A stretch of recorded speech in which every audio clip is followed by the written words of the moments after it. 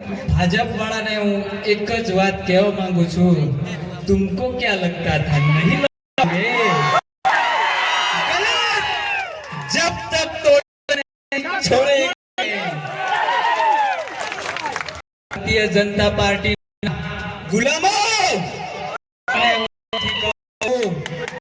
आज जेल में नाख्यो, कस्टडी ની અંદર સાહેબ હું હતો ત્યારે એક ભાજપના કાર્યકર્તા એક ભાજપના મળતિયા આવીને મને કીધું કે તારી વ્યવસ્થા જેલની અંદર ટિફિન વ્યવસ્થા કરી આવેલી છે, તો તારે 100% રહેવાનું છે એટલે ચિંતા ના કરતો।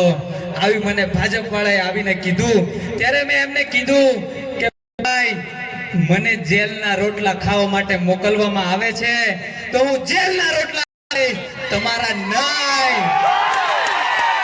આજે યુવાન, આજે એક જાગૃત યુવાન, આજે એક જાગૃત યુવાન હોસ્પિટલની વાત કરે છે, પાણીની વાત કરે છે, તો શું તમારે કોઈ પણ વ્યક્તિને જેલમાં નાખી દેવાનું? આવું વિચારવાનું?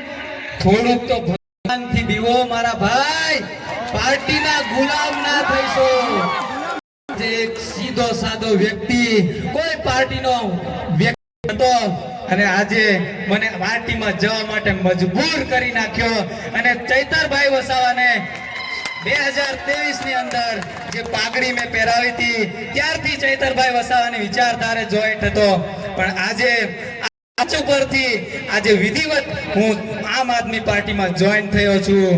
આજે મારા કવાંટના વિસ્તારની વાત કરીએ તો રસ્તાઓની વાત કરીએ, પાણીની વાત કરીએ ત્યારે ભાજપના નેતાઓને તેલ રેડાય છે, પેટમાં તેલ રેડાય છે દોસ્તો। એટલે આ જાગે જાગે એને જેલમાં પૂરી દો, નહીં તો ગમે તે રીતે એને હેરાન કરી દો। આપણા આંબા ડુંગરના જે સરપંચ એમને પણ એમની નોકરી છોડવા માટે મજબૂર કરી દીધા। એટલે આજે રાઠવા આદિવાસી બોલતો ના થાય એના તમામ પ્રયત્નો આ લોકો કરી છે દોસ્તો। પણ કઈ આજે આમ આદમી પાર્ટીના વિચારધારા સાથે જોડાયેલા છે। ચૈતરભાઈ વસાવા ડેડિયાપાડા અંદર ચૈતરભાઈ વસાવા વાળી કરી, ગોપાલભાઈ ઇટાલિયાએ સાદર વાળી કરી, કવાંટ વાળી કરવાની છે કે ના? એટલે આ મંચસ્થ મહાનુભાવો આવેલા છે, એમની સાથે કામ કરીને કવાંટનું પરિવર્તન લાવવાનું છે દોસ્તો। વધારે ના કહેતા, કારણ કે બોલવાની પાબંદી બી મારી મૂકી દીધેલી છે।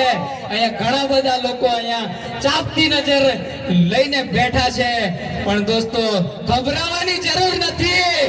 આ નાનો દેખાય છે પણ ઘણો બધો ભણેલો પણ છે અને તમારી સાથે રહેવા માટે તૈયાર છે। દોસ્તો આજની આ સભાની અંદર સ્વાગત કર્યું, મને આમ આદમી આ પાર્ટીની અંદર સ્વાગત કર્યું તે બદલ ચૈતરભાઈ વસાવાનો શુભેચ્છા પાઠવું છું અને હું દિલથી આભારી છું કે જેઓ આમ આદમી પાર્ટીની અંદર મને લીધો અને આવતા સમયની અંદર આમ આદમી પાર્ટીની વિચારધારા સાથે કામ કરીશ। અને બસ જય ભારત, જય આદિવાસી।